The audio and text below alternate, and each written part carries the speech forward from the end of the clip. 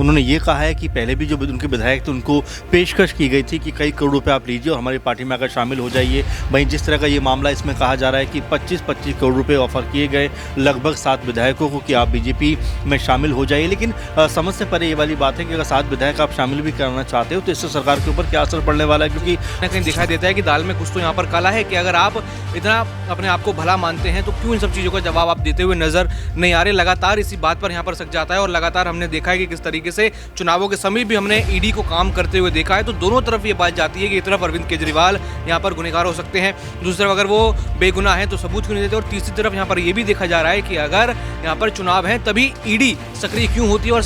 जब भी कोई चुनाव होता है तभी ईडी इतनी ज्यादा सक्रिय क्यों हो जाती है, चुनावों के बाद ईडी कहां चली जाती है, ये एक बड़ा सवाल यहाँ पर बनकर खड़ा होता है कि आखिरकार ये जब चुनाव खत्म हो जाते हैं और किसी भी राज्य में या फिर अगर मैं कहूँ लोकसभा चुनावों में यहाँ पर केंद्र में अगर भारतीय जनता पार्टी की सरकार आ जाती है तब ईडी का जो गुणगान इस वक्त सुनने को मिल रहा है वो शांत हो जाता है। और आरोप यहाँ पर बहुत सारे हैं, लेकिन जब सबूतों की बात आती है तो ना तो यहाँ पर पुलिस सबूत दे पाती है, ना ही जांच एजेंसियां सबूत दे पाती है। लेकिन आरोपों के आधार पर अरविंद केजरीवाल की पार्टी के कितने दिग्गज नेता हैं जो या तो जेल में नजर आ रहे हैं या फिर कोर्ट कचहरी के चक्कर काटते हुए नजर आ रहे हैं, तो साफ तौर पर अपने आप में सवाल उठने लगता है कि आखिरकार क्या सिर्फ आम आदमी पार्टी ही भ्रष्ट पार्टी है कि भारतीय जनता।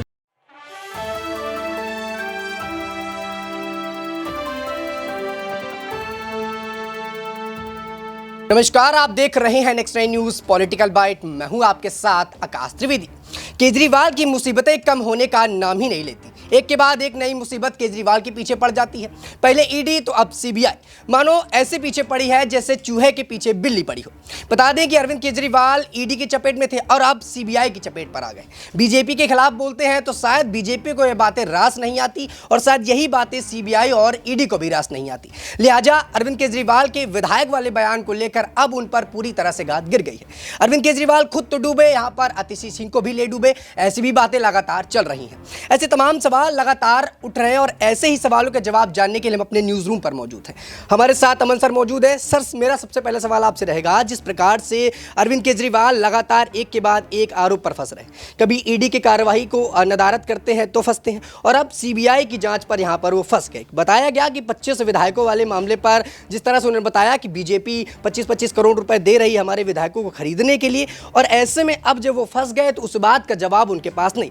क्या लगता है आपको, अरविंद केजरीवाल ने क्या हवा में सारी बातें कह दी बीजेपी को लेकर? अब जब सीबीआई पहुंची तो उनके पास जवाब नहीं है। देखिए आकाश, मुझे याद आता है इससे पहले भी 2 से 3 बार बीजेपी के ऊपर इस तरह के आरोप आम आदमी पार्टी ने लगाए हैं। उन्होंने ये कहा है कि पहले भी जो उनके विधायक थे उनको पेशकश की गई थी कि कई करोड़ रुपए आप लीजिए और हमारी पार्टी में आकर शामिल हो जाइए। वहीं जिस तरह का ये मामला इसमें कहा जा रहा है कि 25-25 करोड़ रुपए ऑफर किए गए लगभग 7 विधायकों को कि आप बीजेपी में शामिल हो जाइए। लेकिन समझ से परे ये वाली बात है कि अगर 7 विधायक आप शामिल भी करना चाहते हो तो इससे सरकार के ऊपर क्या असर पड़ने वाला है, क्योंकि आम आदमी पार्टी के पास दिल्ली में तकरीबन 60-62 सीटें हैं। तो ऐसे में ये कहना है कि 7 विधायकों के इधर आने से सरकार गिर जाएगी, ये कहीं से बेस रिपेयर की बात लगती है। साथ में जिस तरह से हम देख रहे हैं कि लगातार अरविंद केजरीवाल अब तक ये बात कहते रहे हैं कि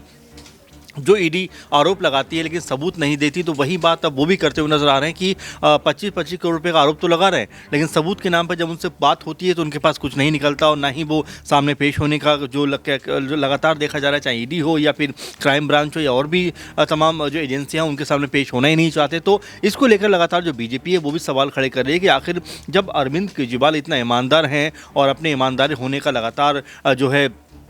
बात कहते हुए नजर आते हैं, प्रेस कॉन्फ्रेंस करते हैं कि भाई मुझसे ज़्यादा ईमानदार आदमी दुनिया में कोई नहीं है और इस तरह की तमाम सारी बातें वो कहते हैं, तो आखिर उनको ईडी के सामने, क्राइम ब्रांच के सामने या फिर सीबीआई के सामने जाने में ऐसी दिक्कत क्या है? तो एक तरीके देखा जा रहा है कि दिल्ली में एक अलग तरह का माहौल बना हुआ है। यहाँ पर जिस तरह से आम आदमी पार्टी वर्सेस जो बीजेपी का खेल चल रहा है, इसमें लगातार दिनों दिन बढ़ोतरी होती जा रही है, क्योंकि मामले भी कई ऐसे निकल के सामने आ रहे हैं जो अब तक सामने नहीं थे। क्योंकि क्लासरूम जिस तरह से केजरीवाल सरकार कहती थी कि भाई हमने दिल्ली में बहुत बेहतर स्कूल बनाए हैं, हमने तमाम सारे नए क्लासरूम बना दिए हैं, उसमें भी अब घोटालेबाजी की बात सामने आती है। और जो मोहल्ला क्लिनिक है उसको लेकर कहा जाता है कि हमने बहुत अच्छी सुविधा दी है, उसमें दवाई घोटाले की बात सामने आती है। जो टेस्ट होते हैं उसमें भी तकरीबन लाखों की हेरफेर होती है। तो ऐसे कई मामले जहाँ पर आम आदमी पार्टी फंसी हुई, लेकिन जिस तरह से अरविंद केजरीवाल आँख मिचोली खेल रहे हैं उससे उनकी जो कह सकते हैं कि अब तक जो उनका एक ओहदा बना हुआ था, एक तौर तरीका बना हुआ था कि बहुत ईमानदार है, उसके ऊपर कहीं ना कहीं सवाल खड़े होते हुए हुए नजर आ रहे हैं। बिल्कुल, वाकई में देखिए अरविंद केजरीवाल खुद को साफ बताते हैं और ये बताते हैं कि उनसे बेहतर और ईमानदार नेता है नहीं। और जब वो एंट्री कर रहे थे राजनीति में तब भी उनका यही कहना था कि मैं जनता सेवा के लिए आया हूं, लेकिन उनकी ये जनता सेवा दिखाई नहीं दी और अब घोटालों पर घोटाले में वो फंस रहे। ऐसे में जब जब घोटाले में फंसते हैं या तो ईडी पर आरोप लगाते हैं या भारतीय जनता पार्टी पर लगाते हैं कि ईडी को अपने हाथों पर लेकर वो उनका इस्तेमाल गलत तरीके से कर रहे हैं। हमारे साथ दौलत मौजूद है। दौलत से सवाल मेरा रहेगा, दौलत जिस प्रकार से अरविंद केजरीवाल लगातार फंस रहे, सीबीआई की इन्होंने अभी फिलहाल उन पर नोटिस भेज दिया और ईडी की छापेमारी में फंस रहे। 5 समन उनको भेज दिए गए, लेकिन 5 समन पर केजरीवाल टस से मस होने का नाम नहीं ले रहे और अब मामला यहां तक पहुंच गया कि कोर्ट हो गया और कोर्ट से आने के बाद अरविंद केजरीवाल की कभी भी गिरफ्तारी हो सकती है। इस बात के अटकलें लगातार लगाई जाए। क्या लगता है आपको अरविंद केजरीवाल अब जिस तरह से हेमंत सोरेन 10 समन के बाद सीधा जेल गए, क्या अब अरविंद केजरीवाल भी सीधा जेल जाएंगे? देखिए, अगर अरविंद केजरीवाल कहते हैं कि वो साफ सच्चे नेता हैं तो उनको कहीं ना कहीं अपना यहाँ पर सबूत देना चाहिए, अपनी गवाही देनी चाहिए कि किस तरीके से उनके ऊपर इल्ज़ाम लगाए जा रहे हैं, उनको चुनावों में प्रदर्शन करने से रोका जा रहा है। वही ये खुद इल्ज़ाम लगाते हैं और फिर इन सभी कानूनी प्रक्रियाओं का सामना नहीं करते, तो कहीं ना कहीं दिखाई देता है कि दाल में कुछ तो यहाँ पर काला है कि अगर आप इतना अपने आप को भला मानते हैं तो क्यों इन सब चीज़ों का जवाब आप देते हुए नजर नहीं आ रहे। लगातार इसी बात पर यहाँ पर सक जाता है और लगातार हमने देखा है कि किस तरीके से चुनावों के समय भी हमने ईडी को काम करते हुए देखा है। तो दोनों तरफ ये बात जाती है कि एक तरफ अरविंद केजरीवाल यहाँ पर गुनहगार हो सकते हैं, दूसरी तरफ अगर वो बेगुनाह हैं तो सबूत क्यों नहीं देते, और तीसरी तरफ यहाँ पर ये भी देखा जा रहा है कि अगर यहाँ पर चुनाव है तभी ईडी सक्रिय क्यों होती है और खासा विपक्षी दल के जो नेता हैं उनके ऊपर ही क्यों लगातार वो अपना जो है दबदबा जमाती है। वाकई में देखिए इस बारे में एक बात और उठ कर आई कि जब चुनाव आने वाले होते हैं तभी क्यों ईडी सीबीआई विपक्षी पार्टियों के ऊपर दबदबा बनाती, और क्या इसके पीछे बीजेपी है? क्योंकि लगातार विपक्षी पार्टियों का ये मानना है कि बीजेपी ही है जो विपक्षी पार्टियों को तोड़ना चाहती है, क्योंकि लोकसभा चुनाव में ये विपक्षी पार्टी एक साथ आ रहे हैं, इससे बीजेपी पार्टी डरती है। हमारे साथ नेहा मौजूद हैं। नेहा से मेरा सवाल रहेगा, नेहा, जिस प्रकार से अरविंद केजरीवाल और उनकी पार्टी के तमाम नेता जेल कहीं ना कहीं जा रहे हैं, कुछ नेता उनके जेल में और अरविंद केजरीवाल की बैठकें लगातार जेल जाने की लगाई जा रही। ऐसे में अरविंद केजरीवाल ये बताते हैं कि बीजेपी ईडी का गलत इस्तेमाल कर रही। आपको लगता है कि बीजेपी यहाँ पर विपक्षी को तोड़ना चाहती, इस वजह से ईडी सीबीआई को आगे कर रही है? जाहिर सी बात है, इसमें तो कोई दो राय नहीं है यहाँ पर कि कहीं ना कहीं देखिए विपक्षी जो लगातार इस बात को यहाँ उठा रहा है कि जो भारतीय जनता पार्टी है वो ईडी का सहारा लेकर, यानी कि ईडी का दुरुपयोग यहाँ पर किया जा रहा है। और ऐसा यहाँ पर अरविंद केजरीवाल की पार्टी ही नहीं, और भी यहाँ कांग्रेस पार्टी की